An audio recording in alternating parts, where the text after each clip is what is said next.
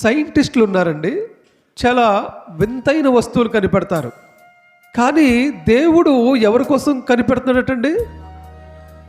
నమ్మకమైన మనుషుల కోసం కనిపెడుతున్నారంట. 101వ కీర్తన 6వ వచనం, నా యొద్ద నివసించినట్లు దేశములో నమ్మకస్తులైన వారిని నేను కనిపెట్టుచున్నాను. నమ్మకస్తులు ఎలా అయిపోయారంటే ఒక వింతైన వస్తువుగా, దొరకని వస్తువుగా అయిపోయారు. సైంటిస్టులు కనిపెట్టే వస్తువుల్లాగా అయిపోయారు వీళ్ళు నమ్మకస్తులు. థామస్ ఆల్వా ఎడిషన్ ఒక బల్బు కనిపెట్టాడు. గూటన్బర్గ్ ప్రింటింగ్ ప్రెస్ కనిపెట్టాడు. ఇలా వింతైన వస్తువులు కనిపెట్టినట్లుగా దేశంలో కూడా నమ్మకస్తుల్ని కనిపెట్టవలసి వస్తుంది. అంటే నమ్మకస్తులు ఎవరు కూడా లేరు, దొరకట్లేదు. నమ్మకస్తులు ఎవరికి దొరకట్లేదు. దేవుడికి కూడా నమ్మకస్తులు ఎవరికి దొరకట్లేదు. దేవుడే చెప్పాడు కదా, రోమాపత్రిక 3:11, నీతిమంతుడు లేడు, ఒక్కడు కూడా లేడు. దేవుడు చెప్పాడు, నీతిమంతుల కోసం ఒకసారి వెతికితే, ఆయన కనుదృష్టి నీతిమంతుల కోసం వెతికితే భూతత్వం వేసి ఎతికినట్లుగా దేవుడు వెతుకుంటాడు. అలా ఎతికితే ఒక్క నోవాహు మాత్రమే కనిపించాడు. ఆ నోవాహు బట్టి నోవాహు కుటుంబం అంతా కూడా రక్షింపబడింది, కాపాడబడింది. అలాగే ఈరోజు దేశములో నమ్మకస్తుల కోసం దేవుడు వెతుకుచున్నాడు. నీకు గుడ్ న్యూస్ ఏంటంటే దేవుడు ఇప్పుడు వెతుకుతున్నాడు. ఒకవేళ నువ్వు దొరికే స్థితిలో ఉంటే, నీ మీద ఆయన కనుదృష్టి పడితే నువ్వు అదృష్టవంతుడివి. ఇప్పుడు నిలుగుతున్నాడు ఆయన. సీజన్లోనే మనం ఏదైనా సీతాఫలాలు కావాలనుకోండి, సీజన్లోనే వెళ్ళాలి. మామిడి ఫ్రూట్స్ కావాలంటే సీజన్లోనే వెళ్ళాలి. పులస చేప ఉంటుంది కదా, ఒక చేప వచ్చి కొన్ని వేల రూపాయలు ఖరీదు చేస్తుంది. ఒక కిలో చేప చాలా ఖరీదైనవి. కొన్ని సందర్భాల్లో ఒక చేప వచ్చి 50,000 కూడా కొంటారంట పులస. కొన్ని సీజనల్గా మాత్రమే దొరుకుతాయి, అన్సీజన్లో మనం దొరకవు కొన్ని. ఇప్పుడు దేవుడు వెతికే టైం, నమ్మకస్తుల కోసం వెతికే టైం ఇది. గుర్తుపెట్టుకోండి, దేవుడు ఇప్పుడు నమ్మకస్తుల కోసం కనిపెడుతున్నాడు. ఆ నమ్మకస్తులు కనిపెట్టే సమయంలో నీవు కానీ దేవుడికి దొరికితే నిన్ను మించిన అదృష్టవంతులు మరొకరు లేరు. చప్పట్లు కొడతాం దేవుడికి. హల్లెలూయా. దొరకాలని దేవుడికి నువ్వు సెలక్షన్ చేస్తున్నాడు దేవుడు. సెలక్షన్. క్రికెట్ టీం ఉంటుందండి, 11 మంది క్రికెట్ టీం తీసుకుంటారు. ఆ టీంలో ఆ టీం వేయడానికి పెద్ద వాళ్ళు సెలక్షన్ కమిటీ వేసి ఎంతో వడపోసి ఆ టీం సెలెక్ట్ చేస్తారు. ఆ టీం సెలక్షన్లో ఉండాలని ఎంతోమంది ఆతృత పడుతూ ఉంటారు. ఒకసారి అందులోకి వెళ్తే వాళ్ళ లైఫ్ మారిపోద్ది. ఇంకా వాళ్ళు వరల్డ్ ఫేమస్ అయిపోతారు. వాళ్ళు మొత్తం వాళ్ళ లైఫ్ అంతా చేంజ్ అయిపోద్ది. ఇంకా ప్రపంచానికే వాళ్ళు తెలుస్తారు. అన్నీ ఉండిపోతాయి. ఇంకా వాళ్ళకి మంచిగా ఉంటుంది. అందుకని ఆ టీంలోకి వెళ్ళాలని చాలామంది సెలక్షన్ కమిటీలో దృష్టిలో పడాలని ఆ సెలక్షన్ కమిటీకి కనిపించేలాగా వీళ్ళు మంచి ఆట ఆడడం కానీ, లేకపోతే అనేక రకాలుగా ప్రయత్నాలు చేస్తూ ఉంటారు. ఆ టీంలో పడాలి, వాళ్ళ దృష్టిలో పడాలని. ఈరోజు దేవుడు నమ్మకస్తుల కోసం కనిపెడుతున్నాడు. నువ్వు కూడా దేవుడి దృష్టిలో పడేలాగన ఆకాశం నుండి ఆయన కనుదృష్టి పరిశీలన చేస్తూ ఉందంట. ఆ పరిశీలన చేసే సమయంలో ఆయన కనుదృష్టి నీ మీద పడేలాగున నీ ప్రవర్తన ఉంటే, నువ్వు నమ్మకస్తులుగా ఉంటే, మీరు పాయింట్ నేర్చుకోవాల్సింది ఏమిటంటే, ఇక్కడ చెప్పిన మాట ఏమిటంటే, ఎవరి కోసం నిలుగుతున్నాడు దేవుడు? నమ్మకస్తుల కోసం. నువ్వు నమ్మకంగా ఉంటే దేవుడు నిన్ను లిస్టులో రాసుకుంటాడు. యథార్థంగా ఉంటే దేవుడు నిన్ను లిస్టులో రాసుకుంటాడు. ఈరోజు నా నమ్మకస్తులు ఎక్కడా లేరు. ఏ పని కోసమైనా మనం నమ్మకస్తులకే అప్పగిస్తాం. ఏ పని అప్పగించినా, ఒక కంపెనీలో జాబ్ ఇవ్వాలన్న నమ్మకస్తులకి కాదా అని వారిని 10 రకాల ఇంటర్వ్యూ చేసిస్తారు. IAS, IPS ఇలా అనేక రకాల పెద్ద పోస్టులకి అనేక రకాలుగా ఇంటర్వ్యూల ద్వారా వడపోసి వాళ్ళు సెలెక్ట్ అయిన తర్వాత మాత్రమే వీళ్ళు పర్వాలేదు, గవర్నమెంట్కి నమ్మకంగా పనిచేస్తారు, గవర్నమెంట్కి మంచి పేరు తెచ్చేలా పనిచేస్తారు వీళ్ళని చెప్పి గవర్నమెంట్ వాళ్ళని అనేక రకాలుగా నమ్మకస్తులను తెలుసుకున్న తర్వాతే, లేకపోతే నమ్మకస్తురాలు అని తెలుసుకున్న తర్వాతే జాబ్ ఇస్తారు. కంపెనీలైనా అంతే, మనమైనా అంతే. మనమైనా ఒక పని ఎవరి మీదన్నా పెట్టాము అంటే మనం దాని గురించి చింత లేకుండా ఉండేలాగా వాళ్ళ మీద మనం ఆ పని పెడతాం. దేవునికి మహిమ కలుగునుగాక. అలా నమ్మకస్తులైన వారి కోసం దేవుడు చూస్తా ఉన్నాడు. ఈ రోజున నువ్వు నమ్మకంగా ఉన్నావా? దేవుడిని నేను నమ్ముకున్నానండి, అది నమ్మకస్తం కాదా అని మీరు అనుకుంటే పొరపాటే. దేవుడిని నువ్వు నమ్మినంత మాత్రాన అది నమ్మకస్తం కాదు. నిజానికి దేవుడిని నువ్వు నమ్మడం పెద్ద విషయం కాదు. ఎందుకంటే ఆయన నమ్మదగిన దేవుడు, నమ్మకస్తుడు. మనం నమ్ముకున్న దేవుడు బలమైన దేవుడు, నిజమైన దేవుడు, మహిమ స్వరూపుడు. ఆయన నమ్ముకోవడానికి కోటాను కోట్ల కారణాలు ఉన్నాయి. కానీ ఆయన నిన్ను నమ్మడానికి ఒక కారణమైన నువ్వు చూపించు. ఆయన్ని మనం నమ్మడానికి కోటాను కోట్ల కారణాలు ఉన్నాయి. యేసుప్రభు నువ్వు ఎందుకు నమ్ముకున్నావంటే 90 కారణాలు మనం చెప్పొచ్చు.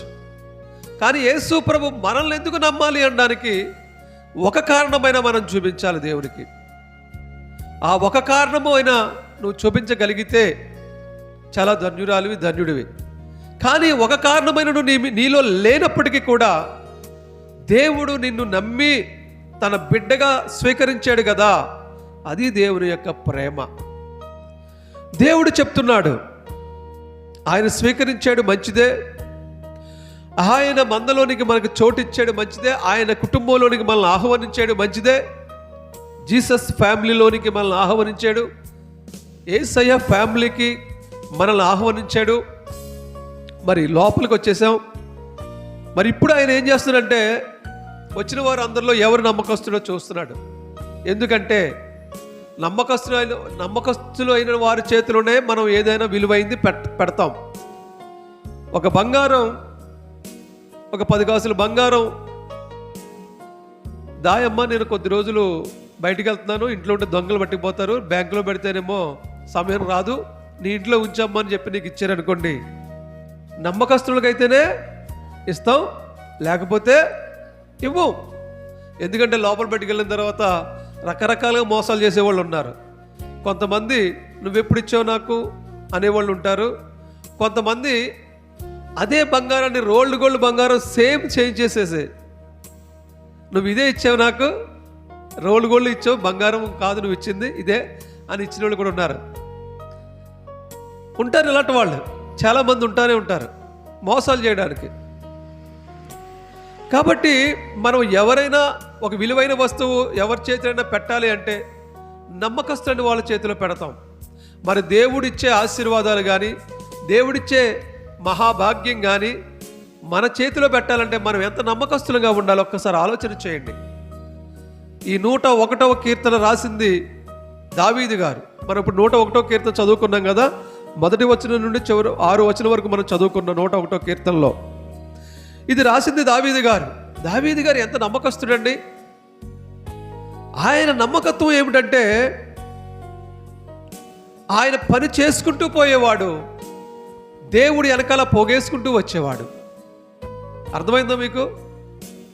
దావీదు గారు పని చేసుకుంటూ వెళ్ళిపోయేవాడు, ఫలితాన్ని ఆశించేవాడు కాదు. నోట్ దిస్ పాయింట్ మీరు. దావీదు గారు పని చేసుకుంటూ పోయేవాడు, ఫలితాన్ని ఆశించేవాడు కాదు. కానీ దేవుడు వెనకాల పోగేసుకుంటూ వచ్చి ఒక గుట్టగా చేసి ఒకేసారి ఆయనకి ఫలితాన్ని ఇచ్చాడు. చప్పట కొట్టి దేవుని మహిమపరుద్దాం. హల్లెలూయా. దావీదు చిన్నతనం నుంచి కూడా దేవుని మీద ఎంత ఆసక్తి ఆయనకి, ఎంత ప్రేమ ఆయనకి, వెనక్కి తిరిగి చూసేవాడు కాదు. దేవుని కీర్తనలు రాసుకుంటూ పోయేవాడు. ఆయన పని ఏంటి? గొర్రెలను అరణ్యం కొండకు తోలుకెళ్ళడం, మేపడం, అక్కడ దేవుణ్ణి కీర్తనలు రచించడం, దేవుణ్ణి కీర్తనలు పాడడం, దేవుణ్ణి మహిమపరచడం.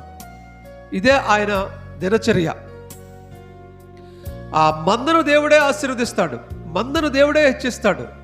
కానీ ఆయన మాత్రం దేవుణ్ణి ఆరాధిస్తూ, దేవుణ్ణి కొనియాడుతూ, దేవుణ్ణి మహిమపరుస్తూ, దేవుడి పని చేసుకుంటూ వెళ్ళిపోయేవాడు. కానీ ఏనాడు కూడా చేసిన దానికి ప్రతిఫలాన్ని ఆయన ఆశించలేదు. దేవుడే ఇస్తాడని కూడా ఆయన లైఫ్ మనం ఒకసారి గమనిస్తే, బాగా చదివితే దేవుడు ఇస్తాడని ఏది చేయలేదు ఆయన. మీరు బైబిల్ చదివితే, ఆయన హిస్టరీ మొత్తంగా చదివితే అర్థమవుతుంది మనకి. ఏమని అర్థమవుతుందంటే, దేవుడు నాకు ఇది ఇస్తాడని ఏనాడు ఆశతో చేయలేదు ఆయన, దేవుడి కొరకు చేశాడు అంతే. కానీ దేవుడు ఏం చేశాడండి ఆయనకి? ఇప్పుడు వరి చేను ఉందమ్మా, వరి చేను ఏం చేస్తుంటారంటే, కోసేవాళ్ళు కోసుకుంటూ వెళ్ళిపోతారు, వెనకాల పనులు కట్టేవాళ్ళు కట్టి దాన్ని ఒక కుప్పగా వేస్తారు. మనం కూడా మన పని మనం చేసుకుంటూ పోవాలి. దేవుడు వాటిని మనం చేసిన ప్రతిఫలం మనకు కుప్పగా దేవుడు వేసి మనకి ఇస్తాడంతే. ఆమెన్ చెప్దాం, చెప్పండి కూడా దేవుడి మహిమపరుద్దాం. హల్లెలూయా. ఇలా నమ్మకస్తులైన వారి కోసం దేవుడు చూస్తూ ఉన్నాడు. అందుకే దావీదుకి ఏనాడు కూడా ఊహించుండడు దావీదు. అసలు రాజ భవనంలోనికి వెళతానని కూడా ఆయన అనుకుని ఉండడేమో. ఆ సింహాసనాన్ని ముట్టుకునే అర్హత కూడా నాకు ఉంటుంది అని అనుకుని ఉన్నాడు ఆయన. రాజు ముందు నిలబడతాను అని కూడా అనుకుని ఉన్నాడు ఆయన. కానీ ఏకంగా సింహాసనం మీద ఆయన్ని, ఆ సింహాసనం మీద ఎక్కి కూర్చునేలా చేశాడు దేవుడు. ఎన్ని రోజులు? ఒక్కరోజు 2 రోజుల 40 సంవత్సరాలు ఏకఛత్రాధిపత్యంగా దేవుడు ఆయన్ని రాజుగా చేసేసాడు. ఇప్పుడు మనకున్నటువంటి ఈ డెమోక్రసీలో మనం ఓటు వేస్తే నెగ్గిన వ్యక్తి ఎన్ని సంవత్సరాలు పరిపాలన చేస్తాడు? 5 చేస్తాడు. ఎంత బాగా పరిపాలించినా కానీ 5 తర్వాత మళ్ళీ ఎలక్షన్స్ పెట్టవలసిందే. కానీ దావీదుకి దేవుడు ఎన్ని సంవత్సరాలు ఇచ్చాడు? 40 సంవత్సరాలు ఇచ్చాడు. దేవునికి స్తోత్రం, హల్లెలూయా. దావీదు ఏనాడైనా అనుకున్నాడా నేను రాజును అవుతానని? అసలు అతను ఎలాంటి మనస్తత్వం అంటే, సమూయేలు వచ్చి రాజుగా అభిషేకించిన తర్వాత కూడా ఆయన పట్టించుకోకుండా తన యథావిధిగా తన దినచర్య తను చేసుకుంటున్నాడు. గొర్రెల్ని తీసుకువెళ్ళిపోయి మేపుకుంటూ ఆయన తన పని ఆయన చేసుకుంటూ ఉన్నాడు. అంటే దేవుడే ఇస్తాడంతే. ఇంతవరకు చేసాడు, ఇలాగ చేసాడు, తర్వాత ఏం చేస్తాడు ఆయనే చేస్తాడు అని దావీదు ఆ విధంగా చేసుకుంటూ పోయాడు. ఒకానొక సమయంలో దేవుడు ఆయనకి సింహాసనాన్ని ఇచ్చాడు. ఆ తగిన సమయంలో ఆయనకి ఇచ్చాడు, ఇవ్వవలసిన సమయంలో ఆయనకి ఇచ్చాడు. అందుకే కదా దేవుడు చెప్తాడు, తగిన సమయంలో నేను మిమ్మల్ని హెచ్చించులాగున ఆయన బలిష్టమైన చేతుల కింద మీరు దీన మనస్కులై ఉండడి. అంటే మనము తగిన సమయం వచ్చినప్పుడు దేవుడు మనల్ని హెచ్చిస్తాడు. ఆయన హస్తాలు ఎలాంటి అంటే బలమైన హస్తాలు. కాబట్టి ఆయన హెచ్చించేలాగున ఆ బలిష్టమైనటువంటి చేతుల క్రింద మనము దీనులుగా ఉండాలి, దీన మనసులుగా ఉండాలి. అదొక పాయింట్ మనం చేసుకోవాలి. దేవుడు బలమైన చేతులు, మనం దీనత్వం కలిగిన వారంగా ఉండాలి. అలా ఉండినప్పుడు దేవుడు తప్పకుండా మనకు కావాల్సినటువంటి ప్రతి దీవెన కూడా ఇస్తాడు. మర్చిపోకండి, దేవుడు నిలుగుతూ ఉన్నాడు నమ్మకస్తుల కోసం. ఇదే సమయము, ఈ సమయములోనే మీరు పట్టబడితే ఎంతో మేలు. ఆమేన్, హల్లెలూయా, హల్లెలూయా. కాబట్టి మనం చెప్పుకుంటూ పోతే బైబిల్ గ్రంథంలో అనేకులు ఉన్నారు ఫలితం ఆశించిన వారు.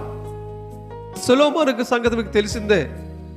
ఆ రోజు 1000 దహన బలులు దేవుడికి ఇచ్చాడు, కానీ ఆయన ఫలితం ఆశించలేదు. కానీ దేవుడు ఊరుకున్నాడా? స్పాట్లో వచ్చేసాడు దేవుడు. ఆ నైటే వచ్చేసాడు దేవుడు. ఆ నైటే నా కుమారుడా నీకేం కావాలో కోరుకో అన్నాడు అంతే. పోనీ అప్పుడైనా ఆయన ఇంకా ఏమైనా కోరుకున్నాడా? ప్రభువా నీ ప్రజల్ని పరిపాలించడానికి నాకు జ్ఞానాన్ని ప్రసాదించు అన్నాడు. చూడండి, నేను కాబట్టి 1000 దహన బలులు ఇచ్చాను, అబ్బా దేవుడు నాకు ఏం చేస్తాడు అనే ఉద్దేశం ఆయనలో ఏ కోసాన కూడా లేదు. నిజానికి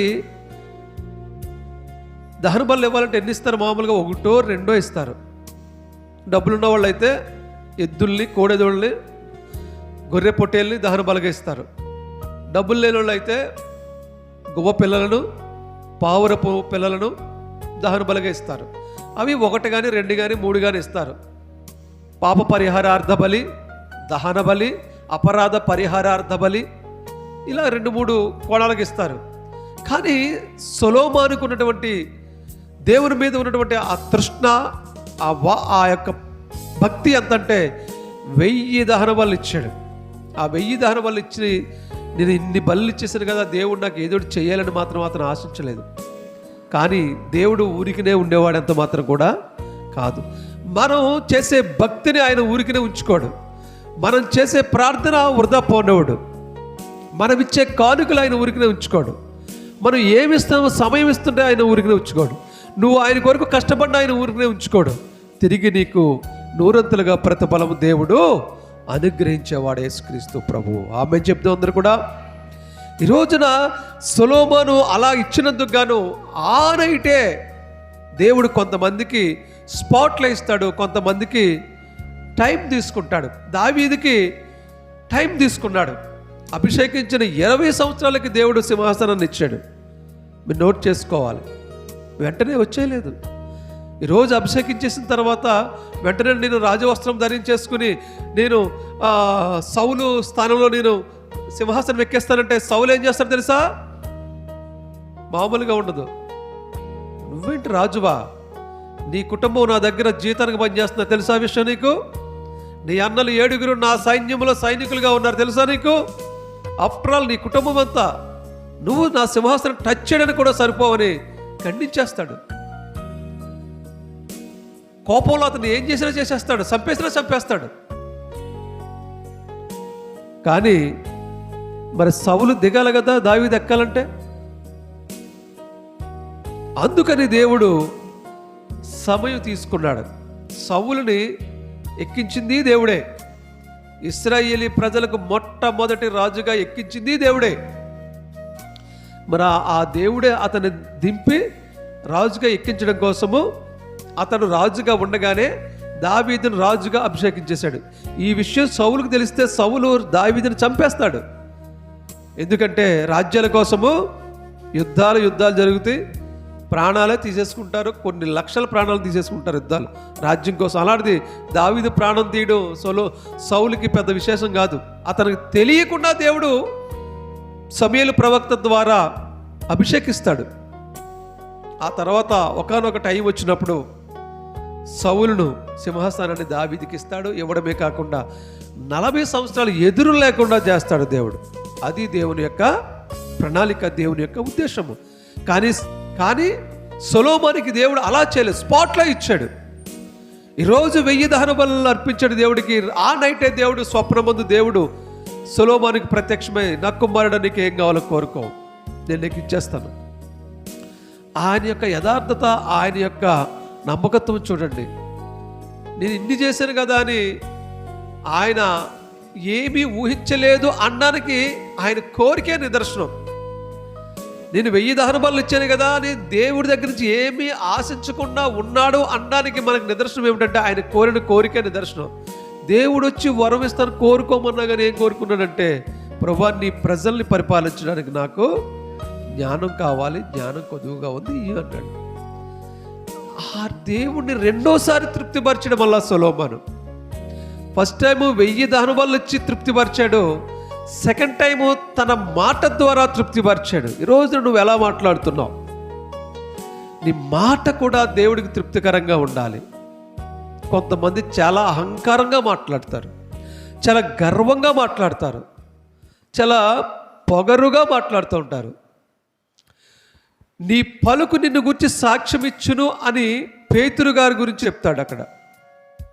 ఈ రోజున మన పలుకే మనకు సాక్ష్యం, మన మాటే మన స్వభావాన్ని గురించి చూపిస్తుంది. నీ మాట ద్వారా దేవుడు తృప్తిపరచడం మాట అట్టుంచండి. ఇక్కడ ఉన్న జనమే తృప్తిపరచబడేలాగా లేరు.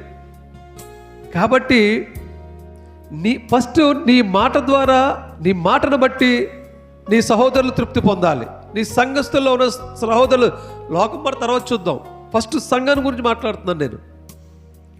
ఈ సంఘములో ఉన్న ఒక స్త్రీ కానీ, ఒక పురుషుడు కానీ, లేకపోతే నేను కానీ, మనం ఎవరైనా సరే ఫస్ట్ మన మాటను బట్టి ముందు మనలో మనకి సమాధానం కలగాలి, సంతోషం కలగాలి. ఆ తర్వాత నీ మాటను బట్టి దేవుడికి తృప్తి కలగాలి. సొలొమోను మాటను బట్టి దేవుడికి తృప్తి కలిగింది కాబట్టే మళ్ళా అతని బహుమానం రెట్టింపు అయిపోయింది. డబుల్ ప్రమోషన్ వచ్చేసింది, ట్రిపుల్ ప్రమోషన్ కూడా వచ్చేస్తుంది కొన్ని సందర్భాల్లో. దేవుడు ఆశీర్వాదాల గేటు ఎత్తేస్తాడు. ఆమెన్ చెప్దాం, ఆమెన్. ధవళేశ్వరం బ్యారేజ్ దగ్గర ఓవర్ ఫ్లో అయిపోతుంది అనుకోండి, గేట్లు ఎత్తేస్తారు. అప్పుడు ఏమైతే తెలుసా, మొత్తం నీరంతా కొట్టుకుపోద్ది, ఇంకా మామూలుగా ఉండదు. దేవుడు అలా మన మీదకి ఆశీర్వాదాల గేట్లు ఎత్తేయునుగాక. ఆమేన్. వరదల మన మీదకి ఆశీర్వాదాలు కురియునుగాక. ఆమేన్. ఈ నూతన సంవత్సరంలో దేవుడు మనకు అలాంటి ఆశీర్వాదం ఇవ్వబోతూ ఉన్నాడు. ఈ రోజున తొలి ఆదివారం, తొలి బల్లారాధన, ఇంకా చాలామంది రాలేదు. 12:15 టైము, చాలామంది రాలేదు. వాళ్ళు ఎవరు మార్చలేరు. ఇంకా దేవుడు ఇచ్చినా కానీ ఆడ కళ్ళెదరకుండా ఆశీర్వాదం ఉన్నారు, తీసుకోలేడాడు. తలుపు కొట్టి బాధేసినా కానీ అదృష్టం వచ్చి వాడు తలుపు తీయడు. దరిద్రం వచ్చి ఒకసారి కొడితే తలుపు తీసేస్తున్నాడు. అలాంటి వాళ్ళు దౌర్భాగ్యులు అంటారు. ఈరోజు నూతన సంవత్సరము, మొట్టమొదటి ఆదివారము, బల్లారాధన చూసుకునే రోజు. ఈరోజు బల్లారాధనలో పాల్గొంటే సంవత్సరం అంతా కూడా బ్లెస్సింగ్ మళ్ళీ వెంటాడుద్ది. అంత ఆశీర్వాదకరమైన రోజు. ఏ ఒక్కరు కూడా మిస్ అవ్వకూడని రోజు. అవతల ఎంత గొప్ప పని ఉన్నా కానీ మానేసి దేవుడి సన్నిధిలో కనపడే రోజు. అలాంటి రోజు కూడా మిస్ చేసేస్తున్నారు, రావట్లేదంటే వీళ్ళు నిజంగా మారు మనసు లేనివారని దేవుడికి తెలుసు, నాకు తెలుసు, అందరికీ తెలుసు. మారు మనసు లేని వాళ్ళని అర్థమైపోతుంది. మారు మనసు ఉన్నవాళ్ళు అయితే ఈరోజు ఎట్టి పెళ్ళైనా సరే ఇంకో రోజు పెట్టుకుంటారు పెళ్ళి. అలా ఉంటుందన్నమాట పరిస్థితి. అలాంటి వాళ్ళే మారు మనసు పొందినట్లు. మారు మనసు కంటే అదే నమ్మకస్తులు అంటే అలాంటి వాళ్ళే. రే, వాడికి చెప్పేవంటే ప్రాణం పోయినా కానీ వాడు మాట తప్పడరా అంటారు కొంతమందిని. అంటారు కదా వాడి మాట తప్పే మనిషి కాదు. అంటే ప్రాణం నిజంగా పోవాలని కాదు, అంటే వాడు మాట మీద అలా నిలబడతాడు అని. అలాంటి వాళ్ళకి డబ్బులు ఇచ్చేసినా కానీ తిరిగి మళ్ళీ మనకు డబ్బులు ఇచ్చేస్తారు వాళ్ళు. మరి మామూలు డబ్బులు ఇస్తే నువ్వు ఎప్పుడు ఇచ్చేవంటారు. అంతే, అక్కడతో అయిపోద్ది. ఇంకా సాక్ష్యం ఏమన్నా ఉందా? ఏమైనా నోటు రాసావా? ఏమన్నా ఉందా? రుజువు చూపించు. ఏముండదు, ఇంకా మామూలుగా ఉండదు. ఇంకా అంతే, అలాగే ఉంటుంది. ఏదోటి నెలుగుతారు, వంక నెలుగుతారు తప్పించుకోవడానికి ఏం దొరికిద్దా అని. అదిగో నువ్వు అలాగన్నావు కదా, ఏం చేసుకుంటే చేసుకో, ఇంకా అంతే. ఇంకా అలా ఉంటుందన్న పరిస్థితి. అందుకే దేవుడు చూస్తున్నాడు, నమ్మకస్తులైన వారి కోసం చూస్తున్నాడు దేవుడు. ఆమేన్. నమ్మకస్తులైన వారి కోసం చూస్తున్నాడు దేవుడు. కాబట్టి నువ్వు నమ్మకంగా ఉంటే ఆశీర్వాదాలన్నీ నీయే. రోజులు దినములు చెడ్డవి, సమయం పోనివ్వక సద్వినియోగం చేసుకోవాలి. సీజన్ వచ్చింది, దేవుడు వెతికే సీజన్ వచ్చింది. ఇప్పుడు ఆయన దృష్టిలో పడు నువ్వు.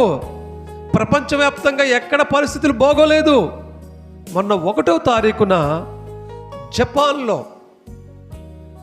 జపాన్లో నేను ఎందుకు చెప్తున్నానంటే, దేవుడు మనకు అవకాశం ఇస్తున్నా కానీ మనం ఉపయోగించుకోవట్లేదన్న ఉద్దేశం కోసం చెప్తున్నాను. మీకు అవకాశం ఇస్తున్నాడు దేవుడు, అయినా ఉపయోగించుకోవట్లేదు. మొన్న న్యూ ఇయర్ ఫస్ట్ రోజున మనం దేవుడి సన్నిధిలో ఉండి దేవుడు మహిమపరుస్తున్న రోజు జపాన్లో భయంకరమైన భూకంపం వచ్చిందంట. భయంకరమైన భూకంపం జపాన్లో వచ్చి అనేకులు ప్రాణాలు పోయినాయి. 1వ తారీఖున ఫస్ట్ రోజు న్యూ ఇయర్ రోజున ఏంటి పరిస్థితి?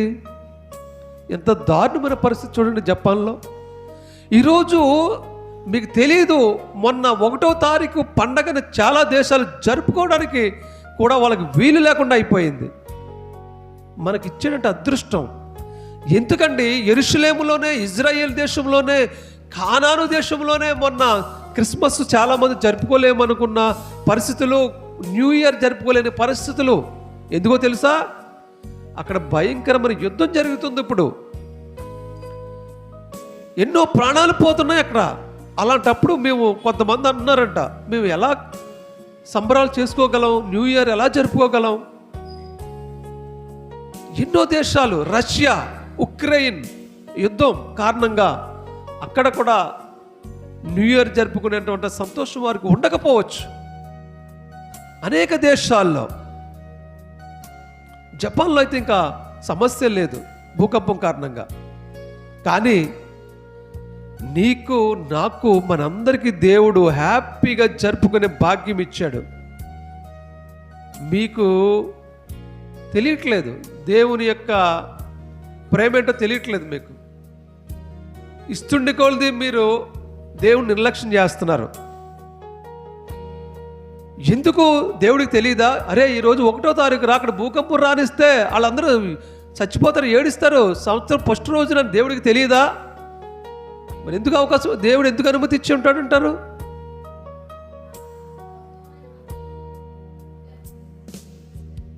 మార్కు 13:5. ఓకే. యేసు వారితో ఇట్లా చెప్పసాగాను, ఎవడును మిమ్మును మోసపుచ్చకుండా చూసుకోండి. ఫస్ట్ అనేకులు నా పేరట వచ్చి నేనే ఆయనని చెప్పి అనేకులు మోసపుచ్చెదరు. ఇదిగో ఇక్కడి నుంచి ఒకసారి ఆలోచన చేయండి.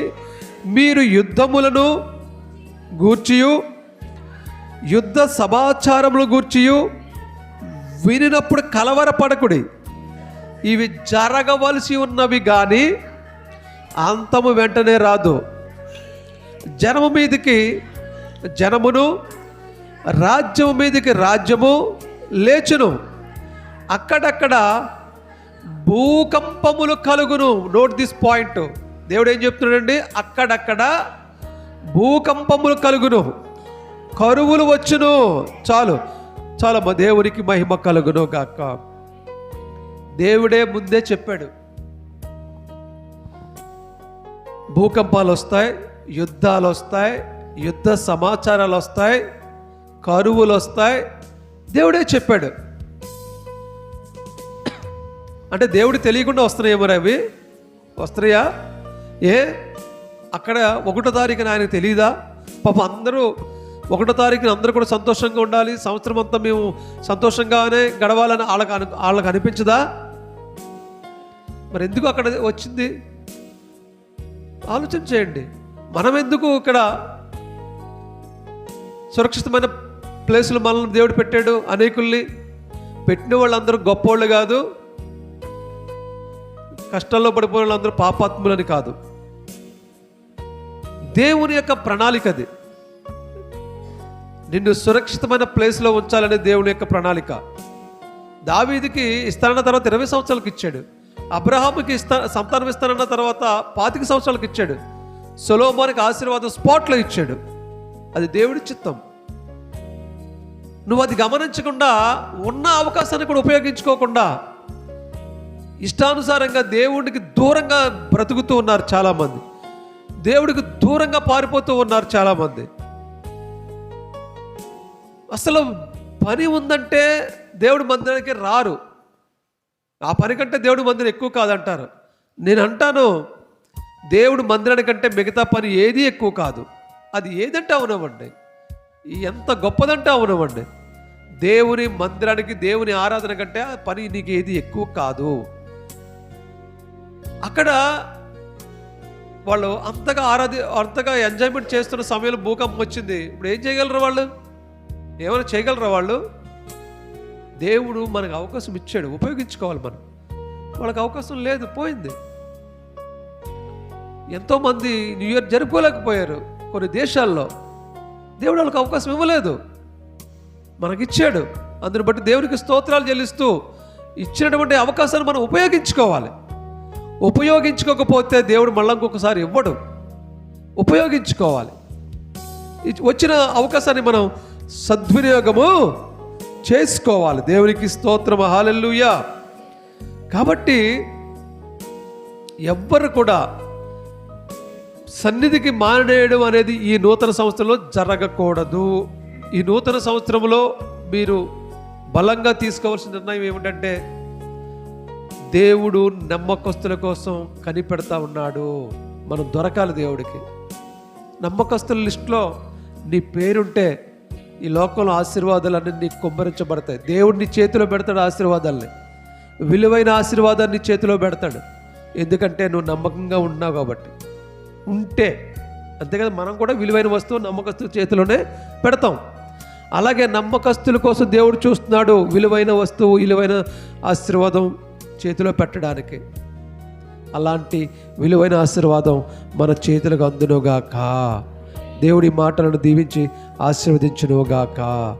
ఆమేన్.